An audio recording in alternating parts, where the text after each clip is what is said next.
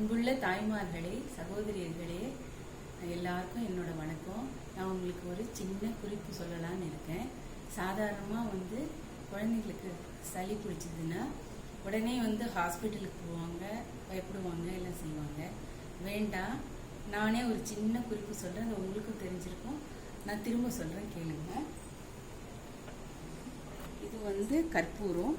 இந்த கற்பூரத்தை உடைச்சி ஒரு சின்ன ஸ்பூனில் போட்டுட்டு அதில்